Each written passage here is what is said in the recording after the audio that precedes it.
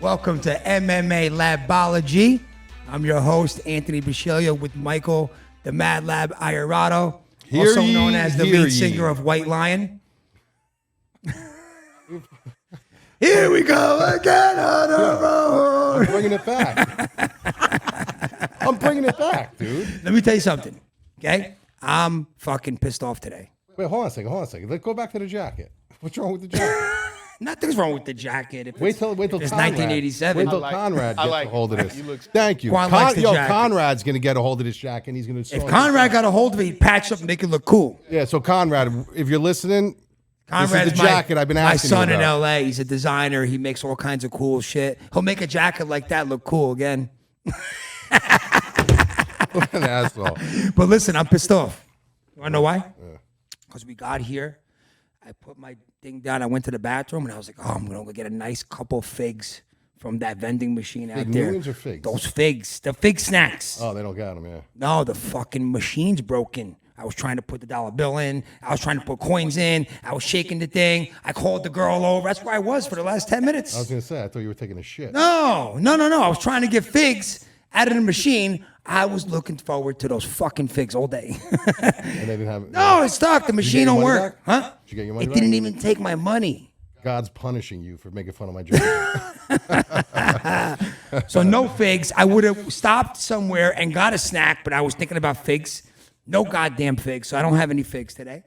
Right? But it's Thursday. Time for the show. No fights this week, but we do have a lot of stuff to talk about. There's no UFC fights. Well, no UFC fights, so there's no DraftKings and FanDuel. So basically, there's no DFS this week. No but there DFS. are fights. Combat sports obviously goes all year round. So we're going to be covering some topics that we feel like a lot of people have been approaching us about. We'll get to that in a little bit. But let's talk about, speaking of DraftKings. Big news. Those Tom Brady drops. DraftKings I've Marketplace. never been so tilted, dude. Like, I literally sat there all day tilted, walking in and out of the office because I didn't get one. So sick, right? This whole thing. So I know we talked a little bit about NFTs last week. If you guys don't know what NFTs are, they're non-fungible tokens, a.k.a. they are digital trading assets. Imagine a digital trading card, but in a digital form. And Tom Brady's new company called Autograph did a deal with DraftKings. They launched the DraftKings Marketplace yesterday, but the way they did it with the drops was just insanity, right? It was actually genius. It was genius how they did it. Be careful. Their rake is crazy though. Yeah. So, and guys, you NFT guys out there that are chiming in, the DFS guys are coming in. I'm selling. Fucking relax. Really, relax. I think it's great. I think it's great for the NFT marketplace, but I don't know if you saw Quan, but so they released 5 Tom Brady NFTs yesterday. They're the premier ones, right? But the way they did it was every hour on the hour they released some, right? So the first release was 5,000 of them of the $12 one, right? Mm-hmm. Half hour early, you get into the room and you get into the queue, and it's random. So there's only 5,000 available. You click enter the drop at 11:30. Me and Mike both entered the. Mike, you got in late. The first one I did. I entered the drop immediately 11:30 because I know how this shit goes. I entered the drop. So then it says on your phone 30 minutes left. You're waiting, and then when it goes you're entering a random place in the queue, and you might be able to buy an NFT. I was like, here we go with this shit. So mine said, hey, you're number 1100 in line. I'm like, oh shit, I got a good chance of getting one. And then I went and I was able to buy one for $12, the first one. Mike didn't get lucky, right? You got ousted out of the first one. Well, because I didn't even hit the queue. I jumped in when the drop was going on. Yeah, so he was too late to the drop. So I got the $12 one, right? And then it's a marketplace, so you could go resell them immediately. The $12 one was immediately reselling for $150 on the marketplace, all over the fucking place. I couldn't believe it. It was nuts. And they were selling. And they were selling like crazy.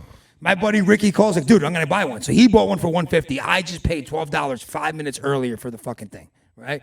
So then another half hour, another enter the queue. You got in that queue. Now there's the $25 one, right? Now, mind you, I didn't know at this point that this is randomized. Yeah, the queue's randomized. So I'm sitting there. He's like waiting this for the on my fucking computer second. like this. I'm waiting for the second. As soon as it goes join drop, I'm like, He's sending me GIFs. He's sending me GIFs. I'm getting the next one. It's a GIF of a button, right? And it tells you when you enter the queue. So if the queue started at 3:30, I was like 3:30 in 2 seconds, and then all of a sudden it would go off. I'd be sitting there for a half hour. It'd say you're 11,000 something. I'm like, are you fucking kidding me, dude? Right. So I got this. I got in the second one and got the second one for $25. He didn't get it. Immediately reselling for $250 within 5 minutes. I'm like, oh my God, this is insanity. Yeah. So the third one, I went into the drop. I didn't get it. He didn't get it. My buddy Ricky got it. It was the emerald, the green one. That one was $50 drop. I didn't get it. They were immediately selling for $400. I bought one for $420. Yeah, you went on the market. I went on the market. Yeah. So now I got the first three. Then the next drop came out, which was the $75 one. I didn't get in that one. And there's lower amounts of editions printed for each one. So the fourth drop was only like 750 people, whatever. I didn't get it. You didn't get it. Ricky didn't get it. And immediately those were selling for $1,000. It was only $75. And then the last drop, the ruby drop, only 375 editions minted for $100. And we didn't get that either because it was random. And they immediately started selling for $1,000. Yeah. I almost bought one for $1,000. I'm like, nah, fuck this. I'll wait till it comes down. You look today, they're selling for $3,000 and up. Yeah, 2,000 up. For a $100 digital card that somebody bought, immediately reselling for $1,000, $2,000, $3,000. So now the process starts over It's again nuts. on Friday, but less quantity per card, autographed, and more expensive. So the drops are going to get harder to get to, providing people want to spend It's going to be very money. difficult. So now the ones on Friday are $250, $500, $1,000, and $1,500. There's only 12 of the 1,500s. Those are going to sell for immediately 30, 40, 50 G's. I mean, ridiculous, right? Right out of the gate. So we're going to try to get into the drop. I don't have the balls to go spend that kind of money on something like that, but it is crazy. And then next week, they're going to do Gretzky. The week after that's Derek Jeter. The week after that's Tiger Woods. The week after that's Naomi Osaka, tennis player. I didn't know that you got. I didn't know they had that. Those are the whole first slate. 5. Yeah, okay. Those are the first 5 drops that they're doing. So now, we're going to try to play in this flipping game. Mike's going to try to play, try to get one and flip it, see if we can make a couple bucks just to fuck around with it. But amazing. You hear that, NFT people? I'm coming in. He's coming into the drops. And then really cool. So, and then one more thing about NFTs. I've been in it for a while.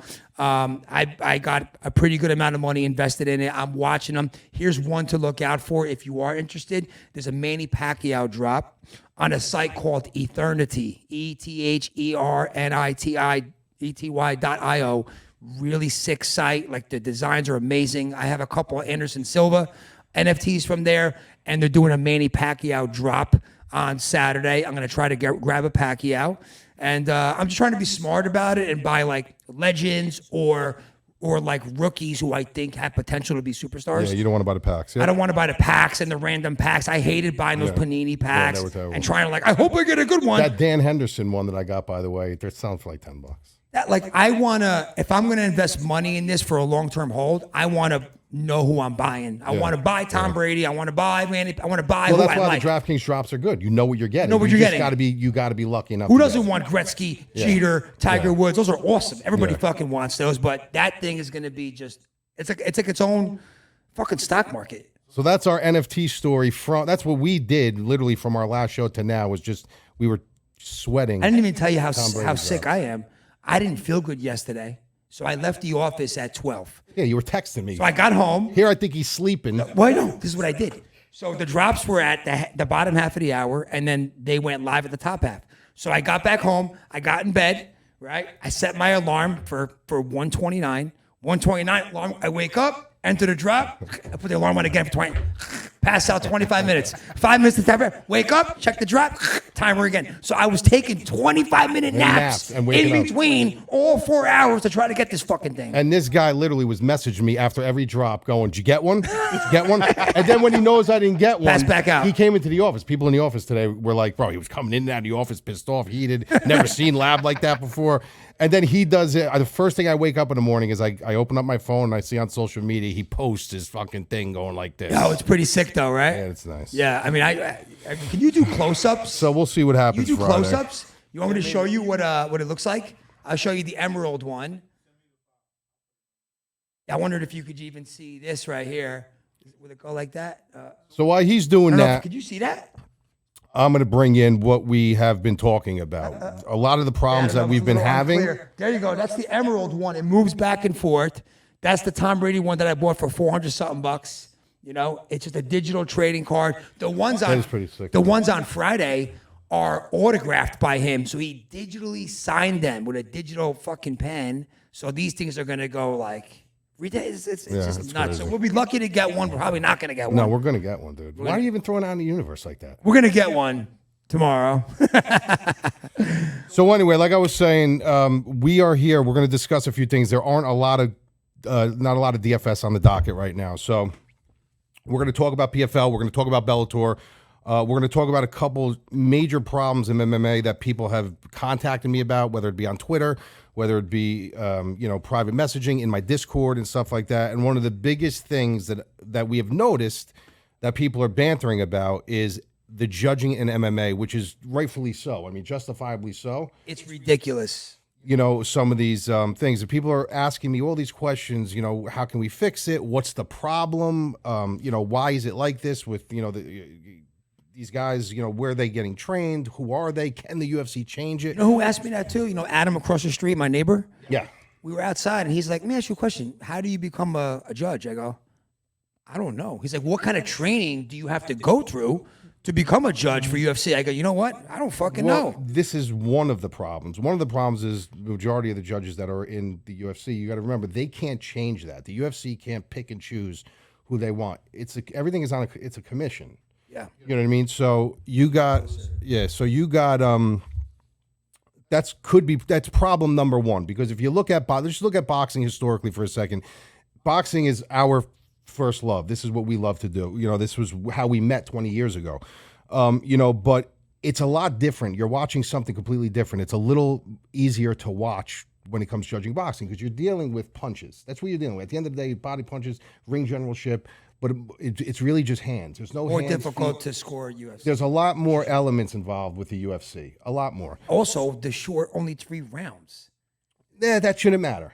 You got to judge a round properly. It doesn't matter. I'm just saying, when it's a round is a round 10, is a 12 round. round fight, I've already seen more mess ups in the UFC in the last 3-4 years than I may be having the whole lifetime of watching boxing. Yeah, but here's why. There's reasons for that.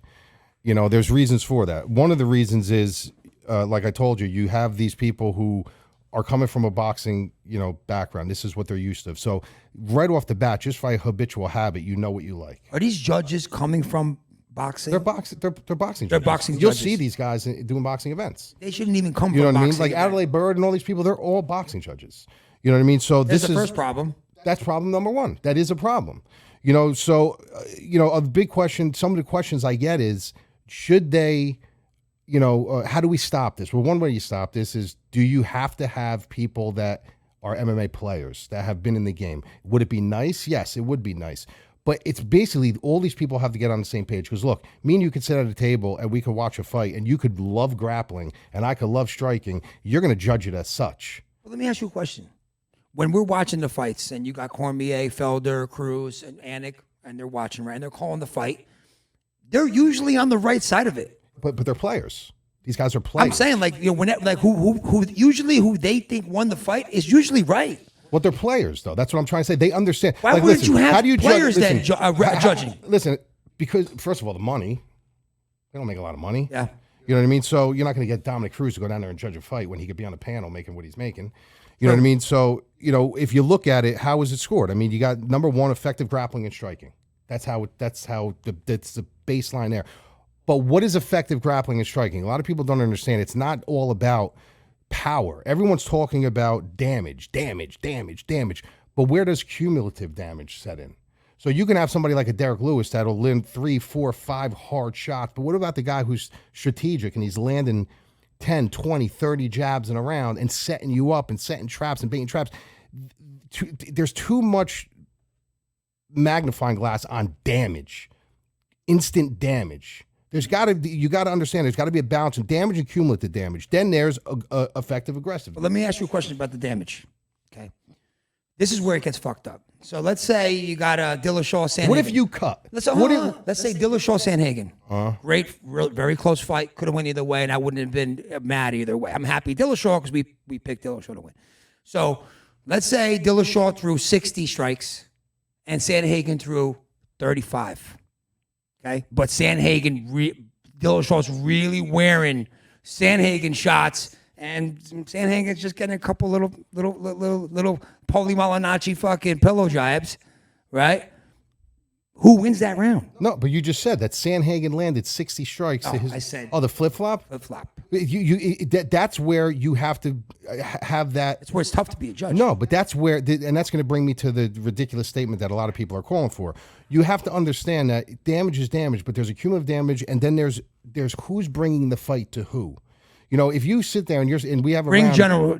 it's effective aggressiveness. What's ring generalship? What's the term? In boxing, it's ring generalship, and it's cage control in MMA. It's the same thing. Yep. It's the same thing. So, you know, but what people don't understand is you can be an effective aggressor if you are a counter fighter. For sure.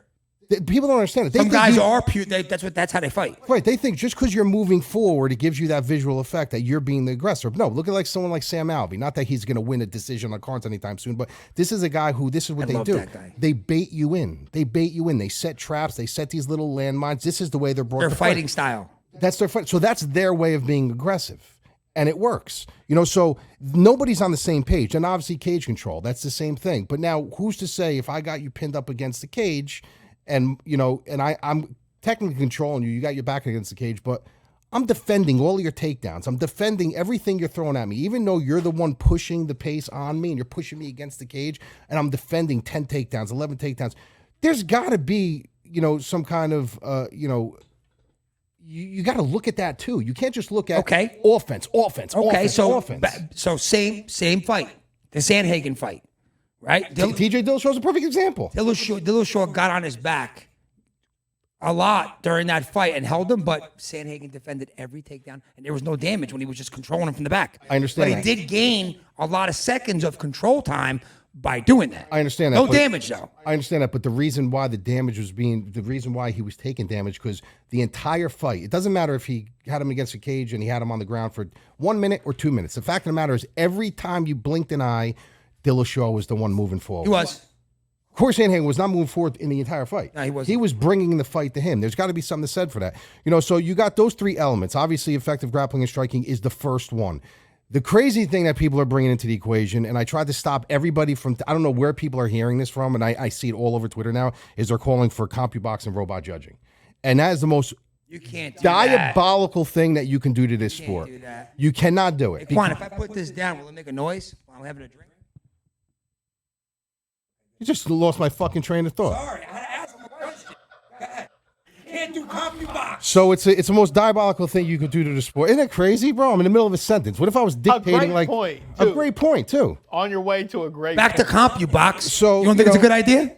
You're talking about numbers. Like you're at that point, you're talking about numbers and metrics. But there's something to be said about the human element and the human eye of watching a fight. The numbers don't tell the whole story. They never did in the history of boxing, in the history of MMA. Never. So for you to sit there and say, I want robot judging, is one of the most uneducated things that you could possibly say. It's really uneducated. 100%. If you want to add that into the mix, I have no problems with that, because you know what? If you want a CompuBox or something to keep the metrics and you want to weigh that out a little bit with the human eye, I get it. That's fine. But if you think for 1 second that you're going to have a situation where there's going to be a ring or a cage and you're going to have a computer system judging my fighter, no. I want humans there that understand what they're doing. So how do you fix that? Everyone's got to be on the same page. Everyone's got to understand. I don't care what you like. It's what we're scoring. This is how we score a fight. This is what you have to look for, and this is how it's got to be judged. But you can't bring a computer system in to say, all right, well, this is what we're going to do. The numbers show it here. But what about that TJ Dillashaw fight? Those numbers were dead even, bro. If you look, they were dead even. So what do you do there? You can't do numbers, because if you didn't watch the fight and you look at like, oh, he had 4 minutes and 30 seconds of ground control time, but did he fucking do anything? Right. To him on the ground? Well, look at someone like Davishvili. How would you? So if he's fighting a guy who's a straight up, striker, and he's getting peppered up for one whole round, but then he takes him down, he's on top of you for 3 rounds, like. Yeah.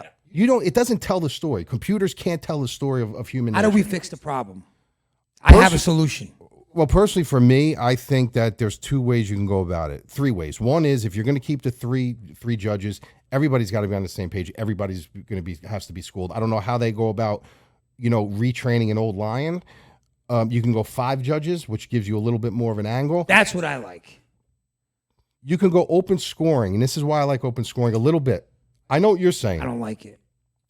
They tried it. Accountability. In every round, you're getting accountability. Yeah, but you're a fighter. It's the 3rd round. You're up 2 rounds to none. You know the scoring already. Now you're running away the whole 3rd fucking round.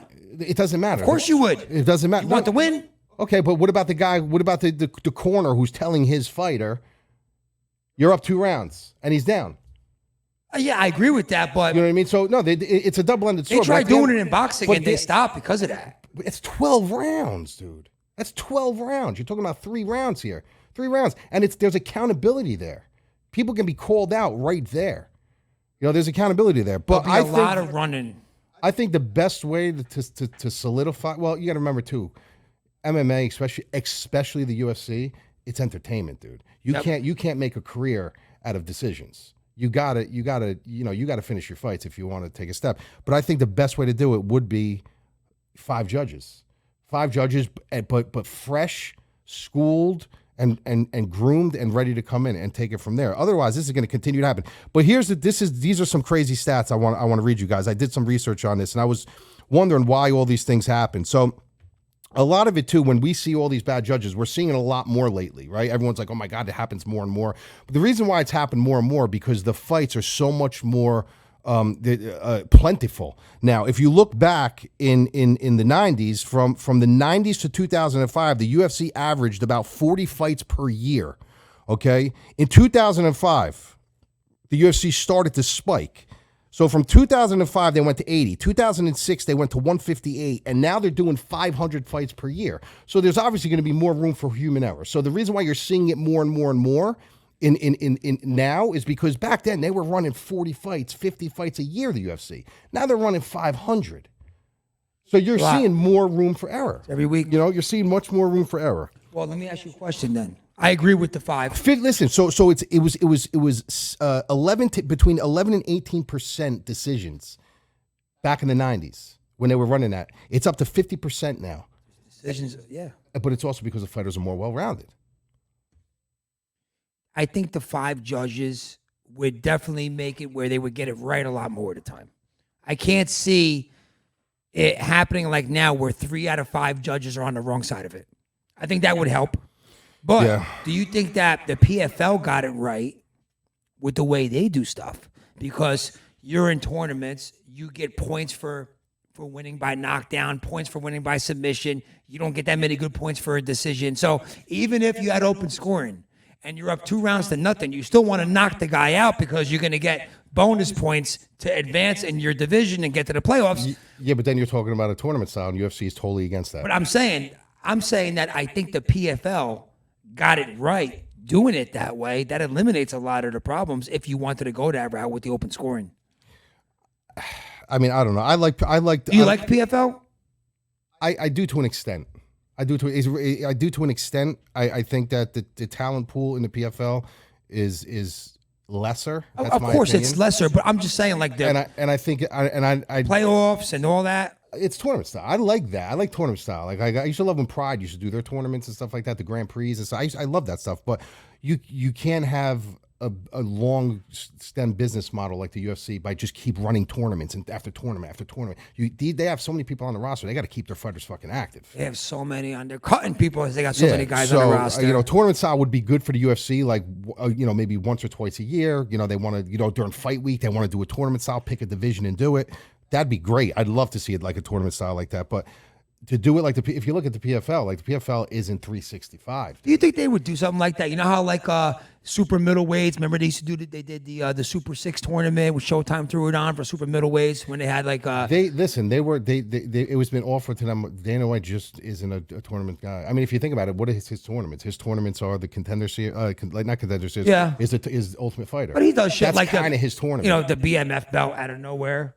Yeah, but that wasn't a tournament. It was one fight. No, but I'm saying like he's open to doing different things. That was cool that he did that. I'd like to listen. Boxing would never fucking do something like that. I always said back in the day, they should have did head-to-head Pride against UFC, and then now I'm saying they should do Bellator against UFC. Because let me tell you something, there are some people in Bellator that will absolutely take a belt from people in UFC, Yeah. and vice versa, and vice versa. You know, but he won't do it. Even Scott Coker said, I am totally open to have AJ McKee fight, you know, somebody from the, and he's like, but I know Dana White ain't about it. I don't know. There's probably a lot of money and business involved with that to make it. They're so big now. Yeah, so that's a good point too. With I think one of you said earlier, it's an entertainment factor, like the human error part and getting the fights right. That adds to the controversy. That adds to the rematch. But how would you like, honestly, for you? You've watched fights, you've seen bad decisions. How would you fix it? It happens so much now. It's all can't. Yeah, I'm curious. I don't think you can. I think even in like football and basketball, they do those instant replays. They slow the game down, and they still get it wrong. Like the pass interference rule after the Saints. the Saints. They got God. That was the worst. They didn't no call. They didn't overturn any of those pass interference rules the next season, so it was just like a waste. Right. They put it in place because of the Saints, and then they didn't overturn anything.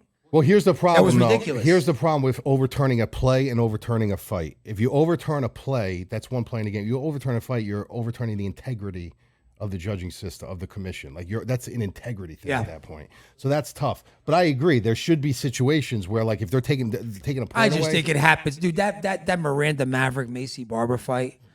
How the fuck they gave that fight to Macy Barber? Well, that's why they got those stupid appeals and stuff like that. But there's got to be something in place. But like it I happens said. all the time, man.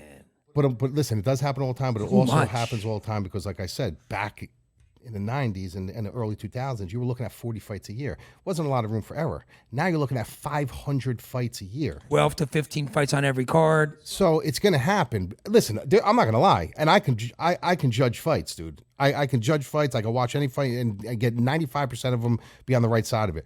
But there are some fights lately that I'm like, dude, I would hate to be a judge for one of these fights. Yeah, of course. Even the Dillashaw fight. Listen, I picked TJ Dillashaw. That could have went either way, no problem. But I said it straight out. I would hate to judge this fight. Would you have been mad if they would have raced it? No, because it was close, right? No, exactly. But like the Miranda Maverick Macy Barber fight, But I'm a purist before I'm a gambler. you know? You know what I mean? So I'm a purist. If I put money down on somebody and he loses, but he deserved to lose, kudos to the guy who won. You know on Twitter, and you know who was just a betting man, to come back and say TJ Dillashaw shouldn't have won that fight, Sanhagen got robbed. I mean, you could tell by the words that are being typed. Yeah. I agree with that. You know? Well, I don't think it's going to be fixed anytime soon. Unless they implement something like this, no, it's not. It's not going to be fixed. And like I said, unless the Adelaide Birds retire and they start bringing up some new blood that are like us, that understand, like, there's this serious problem here. We got to fix this. But who's assigns the judges? The commission? The commission, yeah. That's the problem right there, too. Fuck the commission. Well, bro, like, you know, it's you gotta remember, like, Juan told me I got to calm down the cursing, by the way. I would love to see Daniel Cormier and these guys, you know, judging these fights, but you think they're not going to go and judge it unless you're paying them big months? They ain't going to sit there and have that. It's worth it to pay to get it right. They're not. The UFC's not paying them. I know. You know what I mean? Look how much Herb Dean made in the McGregor fight. I still can't believe mind that. you, it's accumulation of fights through the night that he's getting paid for, but he didn't even get paid $2,000. $1,500 he got to $1,900 referee $1,900 the to ref the McGregor Poirier fight. Yeah. So they're not making. So he probably did 3 other fights on the night. 4 fights he made probably like $6,000 for the night. I mean, that's good if he's doing it every week. Yeah. But the fact of the matter is, you got fights of that magnitude that are in your hands. Like, it's really not that much money. How much are refs? Yeah. You know what I mean? How much is like Richard Steele getting per fight? Richard Steele's out of the fucking. I'm saying, like, how much was he getting per Don't fight? even get me started with Richard Steele. How about Vic Dracula? You know where I'm going with the Richard Steele comment? What, Meldrick Taylor, We're Chavez? gonna get into that one day. Yeah. We're not gonna talk Very about it. Meldrick Taylor-ish ending to the fight. That was the worst. I got nightmares from that. I remember watching that fight at my grandma's house because that was like the late '80s, early 1990, maybe '91, And he and shakes his head and yeah, goes and like my this. grandma had like that room you're not supposed to be in with the fucking glass coffee table and the ugly green suede couch that you weren't allowed to sit on, and that big tube TV. And because they were watching something else and watching on HBO, and I was just like, I was so into boxing at that age of my life. and watching Chavez about to go down for the first time because he was fucking 68-0, and seeing this kid, Olympic gold medalist, that was going to take Beat him him down. from pillar to post. I couldn't believe I still can't believe to this day that they Well, stopped not pillar to that fight. post, but he won that fight. Clearly won that fight, and it ruined his whole career. Yeah. Ruined his whole Why are career. you getting all upset? You make fun of me. I'm for getting upset because I'm having flashbacks. Speaking of boxing, let's talk about we're going to get into Bellator and PFL, a couple of those fights, but let's talk about actually, let's talk about a little DFS. Let's talk about some processing with DFS, and then we'll get into the other stuff. A lot of people also ask us, and the people who come over to the MadLabMMA.com, one of the biggest things that we do is education. We believe that you guys, we want you to go out and win. We all want to win money. That's the name of the game. We want to have fun doing it, but we also don't want to hurt you and just give you everything. So we're huge on education. Like, to us, education is everything. I've got people that have joined us that have no idea, never watched a lick of MMA in their life, and all of a sudden now they're pretty solid, profitable players. And it's basically the process. And DFS is, and tell me, disagree with me if I'm wrong, but it's far different when you're playing than any other daily fantasy sport. Much different. And you know what? I never used to watch the prelims or the early prelims, but because of DFS now, Makes you watch. It makes you watch them all, makes you appreciate it a lot more because they're all good, dude. Sometimes the best fights on the whole card are the early prelims. Yeah. But yeah, it's a totally different animal. I mean, I never really got heavy into baseball or basketball, but I played plenty of DFS, football. This is a whole different animal, though. I feel like if you go in cold without educating yourself a little bit, you're gonna fucking lose your shirt. Well, here's the problem with MMA in DFS. There's no room for error. Yeah. There's no room for error. You know what I mean? So it's like if you're playing football and baseball and stuff like that, there's not a lot of room for error there, especially if you're going for the optimal lineup. But there are situations where you can have different lineups that are going to cash pretty big, here and there. In MMA, it's not. You got one guy in your lineup that gets sparked in the first round. Your lineups are shit in the bed, and that's it. For the most part. For the most part. You got to pick 5. You got to have 5 winners. You're going to have all winners. Sometimes in cash games, you could have 4 winners with 2 losers scoring decently, and you could get on top of the 50-50s. But if you want to win tournaments, any tournaments, you got to have at least 5 winners, I would say. I mean, listen, the breakdown, on DFS is similar when it comes to contest selection, right? I mean, you could sit there and this is what I tell my people. I go, picture a stadium. Picture like Giant Stadium or the stadium that's in your state, packed. And they're giving you a ticket, and everyone gets this ticket, and one of you guys got to be drawn for a lottery. The chances of you of winning that ticket is slim to none. But everybody sees the shiny new car, the shiny new belt buckle, and this is what they want. 200K to first. 200K to first, but they don't go in and see that major drop off. They don't see 200K to first, and then 10th place is cash in 500. So you're throwing your bullets in that, and you're hoping, for a hope and a prayer. And the rake on those is like 15%. Right, and that's fine. You want to do that? That's totally fine. That's fun. But if you're banking on that, that's what you're trying to do. The chances are 90% of the time you're going to lose, and you're going to lose, and you're going to continue to lose. So contest selection is huge. Like, you really, really got to look at what your bankroll is, what you can afford. And build it slowly. It's not a race. This is 365 days a year MMA. So it's you could lose your shirt quick, and you could fucking fill your drawer with a ton of shirts. If you do it the right way, and you do it slowly, and you do it within your means and with your bankroll and the right contest selections. And then what you start doing is, once you gradually build your bankroll, you could start throwing a couple bullets into the big one. You know what? Because we hit the big one in November. Back-to-back weeks. We hit I hit and he hit, and we only had like 6-7 lineups in. So it happens. But a lot of these people that are winning, when you go on Twitter and you see these, you'll see a tweet, somebody won 100,000. The chances are they were running major trains, and how many times have they lost? So it looks good. It looks great on the commercial, and then all of a sudden it's like, okay, but how much did you really profit from that? Look, I'm never going to bullshit you. I'm always going to be on here, and I'm always going to tell you the truth. So contest selection is huge. That's very big. The less people in it obviously gives you the better chances. And one way I like to start and to build my lineups with, and this is the biggest thing that I do, and I used to go in and I used to go right up to the top. I call the main guys that are obviously in the 9,000 range are the guys that are obviously have the highest upside. And then in the middle, you got your 8,000, which I call the meat of the sandwich. Everything is about fucking snacks with me. Right, so that's basically where you win and lose your tournaments. You're winning and losing your tournaments in the middle, because if you're having a big card that's pay-per-view, you're going to have the casuals that are going to come in, and they're only going to know the big names. They're only going to know the Conor McGregors. So right away, they're going up there. They're going to grab them. They're not digesting in the middle. They're not really doing the research on the middle. So that kind of just stays where it is. They'll go on YouTube. They'll go here. They'll go there. They'll try to get their. But that's where the tournaments are won and lost. But what I like to do is I like to build from the bottom up. So we have a week off. You can tinker around with your lineups when the prices come out. Start with your dogs. Once you get a good feel of your tape reel, your studies and stuff like that, and you got some good vibe and good beads on some dogs, you want to start with your dogs. You want to build with your dogs, because as you gradually build up, you're going to know where your room is.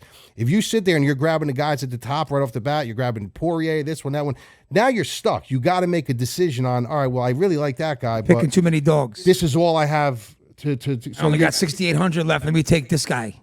So you're dumpster diving at that point, and if you're going for punt plays, Dumpster diving. that's what you're doing. You're dumpster diving, So basically what you want to do is you want to build from the ground floor up, and then whatever you're left with, then you could do that. If you're going to go and there's multiple dogs that you like, and it's a slate where you really don't need to watch your pricing, you're taking a dog for a reason. You're taking them because they're picked to lose.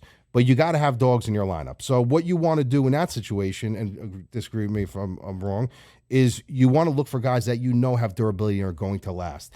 Every second that fighter is in the fight gives him another second or minute that he can win. Yep. So you want to go with fighters that are dogs that are durable, that can counter wrestling, counter boxing. It hasn't been knocked out. You don't want to go with a guy who, he's a dog, but he's going to come in like a firefight, and then in the second round he's going to gas. So there's just little nuances. We're going to go over all these things, but because there's no really DFS this week, we just wanted to cover a little bit and get your palate wet. I mean, and then when there's an average of 3 dogs, almost 2.5 a card. 2.5 to 3 dogs every card that come through, right? So you got to be on the right side of one of those dogs, at least maybe 2, to have a perfect lineup with 6 winning fighters. This is good water. And just because McGregor is 9,300, don't mean that somebody at 7,700 ain't gonna start somebody in the first round and score 120 points. And the pricing's been very bad lately. And the pricing has been very bad lately. Very bad. I don't know who's doing the pricing over there, but the pricing's been very bad. There's a lot of situations where, on the betting side it's a pick 'em, but then on the DraftKings pricing it's like 8,600. That's because the line's moving. You can't move the DraftKings line. Once they set it, they set it. Yeah, you can move the Vegas usually lines, on Tuesdays or Wednesdays. Yeah.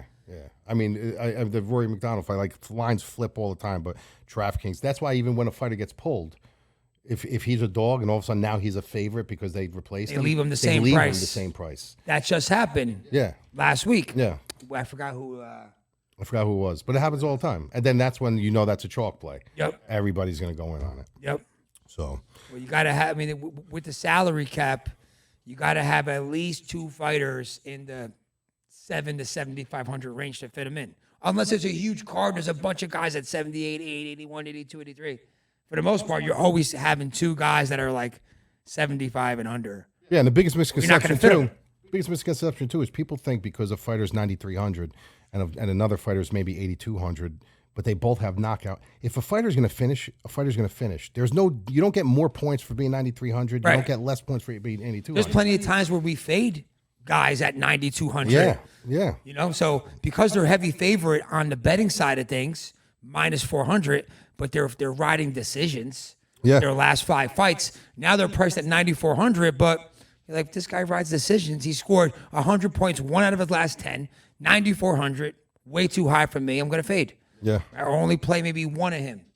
Yeah. So there's strategy there. Like I said, if you go in cold and don't understand a fighter's history, how he wins the fights, what his knockout rate is, submission rate is, you just go in cold and pick just based on names and prices, you're going to lose. Yeah. You really need some content to digest. You really do. In the beginning, when I first started playing MMA, and then I stopped. I was like, this sucks, because I kept losing, and then I started actually watching what Mike was doing. Am I good? Keep it going. Question. You have a question? Yeah, when you finish, I don't want to cut you off. No, it's okay. But I stopped playing. Yeah. I don't lose my train of thought. I'm okay. Get the fuck out of here. No, but I did. I was getting starched. I was like, what am I doing wrong? And then the legend came in. the legend came in. Now all of a sudden he's Here spending we all. go Now again. he's spending on all. my own. He's spending all his money on MFTs Going now. down the only road. Yo, by the way, we have karaoke in my office next Friday. Did you know about that? The musicians. Are you gonna sing? Yeah, of course. That was this Friday. Give me the address and I'm in there. You gonna come? Yeah? I love karaoke. Dude, Come come. down, dude. We're having it at my office on Friday afternoon for a Yo, little office team event. can we film you and put it on the screen next week? I'm coming in hot with Billy Idol. Watch. I'm coming in hot with Frank fucking. Sinatra. Frank Sinatra? Is that what you're gonna do? You gotta come by, Quan. Yeah, I'm in there. You gotta You're come gonna do by. Frank Sinatra? That's my karaoke song. I want to hear that, dude. That'll make me feel like I'm home again. New York. So what do you got? So for somebody just getting into betting, you say don't go by names, and should it be? I know styles make fights. Mm-hmm. So if I'm going in, what am I looking for in a matchup? Maybe it's not main card, it's prelims or And you don't know these people at all. don't know them at all. All right, so if you don't know them at all, the first thing you do is, like you just said, styles make fights. You got to look at the matchup. So what you could do is if you don't have like the time to really rip the film and stuff, you could literally do a breakdown on their resumes and say, all right, well, what is this guy? This guy's fighter A is a really good wrestler. Fighter B is a really good striker. Just say that's the case. You go to fighter B and you could look on his resume and see, how does he fare against a wrestler? Does he have any takedown defense? Does this guy have any defense to wrestling? What happens when he's on his back? Does he have any submissions? Or this guy is a great Brazilian Jiu-Jitsu practitioner, but he has no wrestling, can't get the fight to the ground. So what good is BJJ at that point? And he's going to be stuck standing with this guy for 15 minutes, and he don't have a chin. So you could kind of do a breakdown like that. I don't believe in MMA math. I don't believe in fighter A beat fighter B, so fighter B is going to beat fighter C. I don't believe in that in any way, shape, or form. But you can do these quick runs on their resumes and get a brief idea of how they fare against certain style fighters. I'll give you a classic example of a total rookie mistake if you don't know what you're doing, right? You come in, you go on, you're looking for a fighter to fit. You click on a guy's name, and I've done this before. This guy's thrown 120 strikes his last 5 fights in a row. The guy's this is great play. You pick him, right? I go, Mike, wait. He's like, dude, he's got 0 takedown defense. He's fighting against this guy, 3-time national fucking grappling champion, wrestling champion. This guy has no takedown defense. He's going to score nothing. He's going to be on his back the whole fight. So now you pick the guy based on his previous stats, but he's fighting against a fucking world-class grappler who's going to take him to the ground. He's got no takedown defense. He's going to score nothing. So the stats, most touts go by stats, but it's really more about the styles. Like when they say that, like when you listen to some people talk, they'll be like, Anthony fought Mike. Anthony knocked Mike out, and Mike knocked out so and so. So that automatically equates that he can't win because he lost to Anthony. Like so many people bring stats like that up, and it's crazy because every fight is different. You're only as good as your last fight. Training camps change, blueprints change. And these people are human as well. You got to remember, bro. These aren't fucking robots. They got personal lives too. They got issues at home. Training camps aren't going good. Bad weight cuts. There's so many things involved. But if you're looking at just like a quick rundown, yeah, you could do like he said. Like you got to look at how they fare historically against certain styles. There was a fight, a girl fight, like a month and a half ago that we went over, and it came out that she had just gotten her period, like right before the fucking fight. Yeah, and then she yeah. lost the fight. Yeah. Dude, You listen, shit like that people matters. Yeah. Listen, and people, it was Rinaldana. Yeah, it was Aldana. That's And right. people were giving her shit. Guys were giving her shit, going, "Oh, bro, it's bull." And I'm like, bro, you can't make weight at that point because this is Right, she science. didn't make weight because of This it. is right. but this is biology. She's never not made weight before. Yeah. Okay, and when your hormones are in flux like that, you have a spike in estrogen, which causes water retention, which you can't get the weight off. So this is what I mean about these people that are just not educated. This is why we have the edge, okay? Mike is like bio. You're a fucking scientist. Yeah, man. This is what I went to college for, dude. Yeah, Like, yeah. you know what I mean? Like But these are the things like, and if you guys don't know, our site's the MadLab, MMA.com, promo code BetsTV. You get a discount on your first month. But this is like, without like sounding like a dick, like this is what he brings to the table that no one else in the whole industry does. Everybody else is look at his last fight, his last 5 fights. He scored 80, 90. Like he's talking about shit that no one else is talking about. I've been in weight cuts, dude. You know? Like I've dealt with it. Like I had this one girl who was getting ready for the Abu Dhabi trials, who flew in from New Mexico, and she stayed for me a week to get ready for the Abu Dhabi trials. And even she had interviews in Grappling Magazine, and she was like, the worst experience of my life was cutting weight with Mike. Like I literally had this girl. Like so, I understand the process. I know, you know what it is. I know Make how love to the mic, Mike. physically taxing it is. Make love to the mic. So yeah, Every time it's far away, Colin, and you do one of those, I'm gonna just say, "Make love to the mic, Mike. let's keep rolling here. Make love to the mic, Mike." But another thing about Oh God, bro. what? We need it. What did I do? How many fucking times? What did I do? Another thing. What? Another thing. Another thing. Another thing. Another thing. Another thing. And another thing We about got the a weight. couple more things to cover And here. another thing about the weight cuts. A lot of times you won't put a bet out until you watch the weigh-ins. Almost all the time. Listen, that's one thing that I will say that I'm glad you brought that up. A lot of people will go See, are you mad I said that? on an early jump and they'll be like, "Oh, bro, put this bet He in." won't And put bets in until he watches the weigh-ins, and he'll look at the guy's eyes like, I don't know, he don't look too good. His eyes are drawn in. He had a bad cut. it's I'm not going to put a important, bet on bro. him. That happens all the time. Biggest mistake people don't do is follow the social medias of these people and see if they're out on snowmobiles and where are they training. If their social medias are black, they're dead.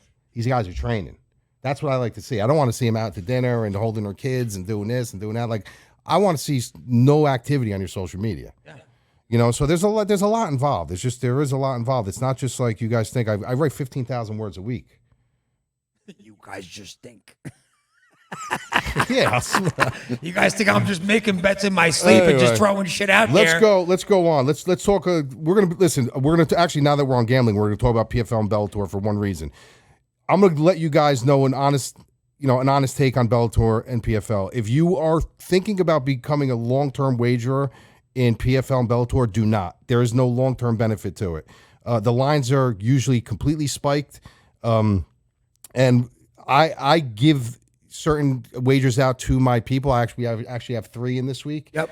But you don't need me or Anthony to tell you guys to parlay a -500, a -600, a -800. You don't need me to do that. So you will never see me say, all right, well, I got 4, PFL or Bellator bets.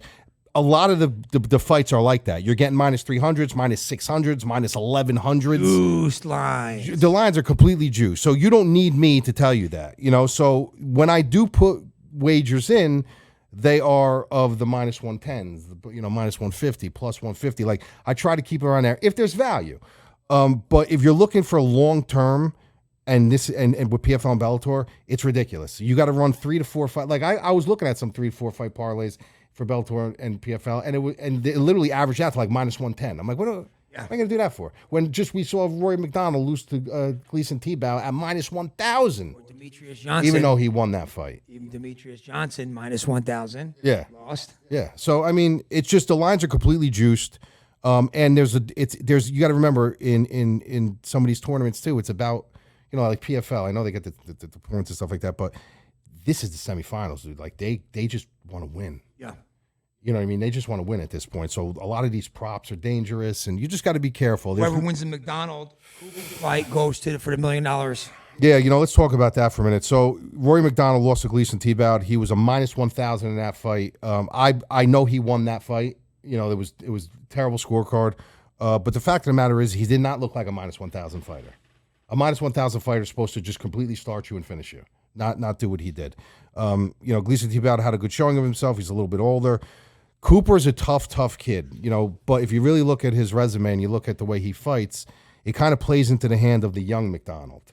And I mean young McDonald, even though he's only 32 years old. They both have the same exact record, same amount of fights, same exact record, bro. I think 22-7, right? But McDonald's been in wars, dude. Robbie Lawler. I mean, think about those wars, dude. When they were both standing up and they're staring at each other. That was one of the best fights of all time. One of them, yeah. Ended that 4th round. So, but when you look at the line here, and if you really look at their overall body of work, and you look at the level of competition that they fought, and you look at the veteran savvy of McDonald, he's a -110 right now, I think, because he was a -1,000 against Gleason Tebow, and he had that close of a showing, so he's getting a little disrespected I think here. if he would have won that fight, He would have been probably -300. minus in the 2s, I would say. If he was convincing, I'd say like -2. If he was convincing. So you see value in the -110. So I see value in there. So, I got plays over by on the MadLab.com, but I will tell you this. I will tell you that there is value on Rory McDonald.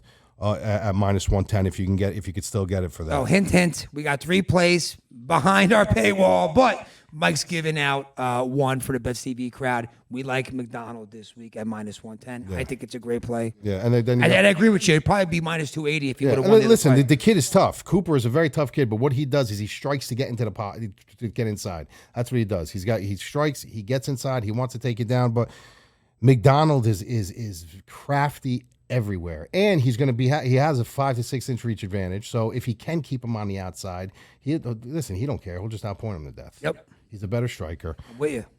So it's going to be a good fight. He's going to be the longer range against striker. He's very intelligent. He's an intelligent guy, but he has been in wars. So I'm very interested to see how the plays. But there is value on Rory McDonald. Bellator, Mousasi and Salter. What's there to not like about Mousasi? Yeah, I don't know. I think he's a little over.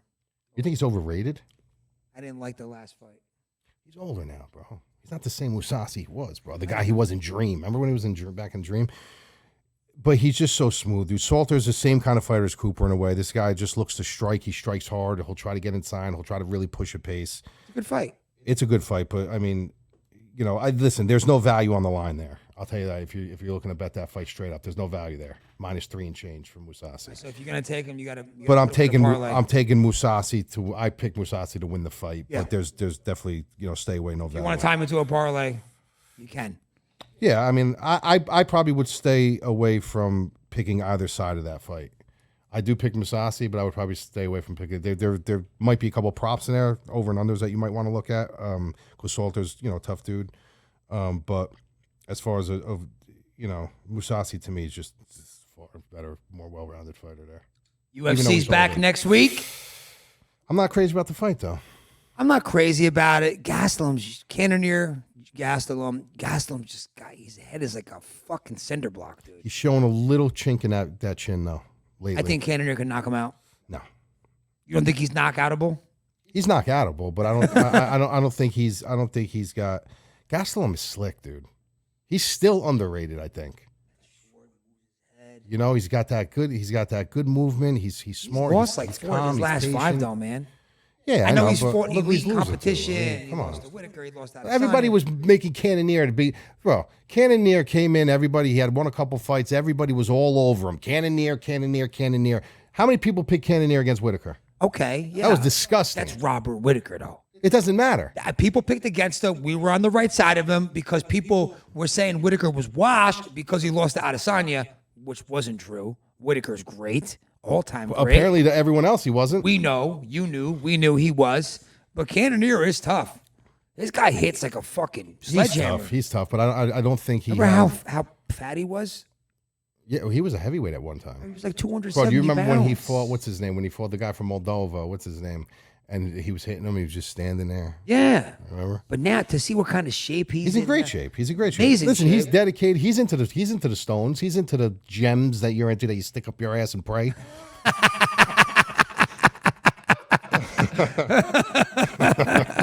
Babe, you hear that? He's making fun of you with the crystals. So that's that. Let's talk about this. We're not going to talk about coming over next celebrity Saturday boxing. for the fights. Yeah. And she's going to have some good snacks. Celebrity boxing, and then we'll get out of here. What are your thoughts on this? I'm trying to get them to go to L.A., dude, to see the De La Hoya fight. It's Who the September fuck 11th. wants to see Oscar De La Hoya fight? It's something to do. It's something to do. Okay. I think that boxing is getting embarrassed right now. It is. All What do you this shit. think? That You think? Triller, Yeah, the announcing on Triller, it's embarrassing. They're destroying the sport. Now, some of it's fun. Like, I wouldn't mind seeing the Woodley Paul fight. I'm watching that I'm fight. hoping that Woodley knocks this kid out and just ends this nonsense. That's what I want to happen. But honestly, De La Hoya, Belfort, Silva, Tito Ortiz. Like, Well, Tito Ortiz and Silva makes zero sense to me. now look, God bless, Zero. God bless these guys because they're making more money than they did even in the UFC by doing. That's why they're doing it, right? But I think it's a joke, and I hate that it's just smearing boxing. And me and Mike come growing up with boxing, and respect the world of boxing, and I feel like this is just like it's just getting worse and worse. And it's a shame because these really good boxers who are fighting on ESPN and Fox Sports, they're getting no shine. They're getting no looks because you know who's fighting? No one's talking about Saturday. His debut fight, Muhammad Ali's grandson. Yeah. And no one's talking about No one's that. talking about it. If Muhammad is They're first. talking about Oscar Cokehead De La Hoya. Yeah. Meanwhile, Muhammad Ali's grandson, and they did an interview with him. I forgot his last name. It's not Ali. And it's his debut fight. He talks about all the pressure being Muhammad Ali's grandson, that he's going to come up, he's going to have his first debut victory. Like, that's a good story. Of course. That they should be talking about. And you're talking about these old fucking men that no one wants to see fight.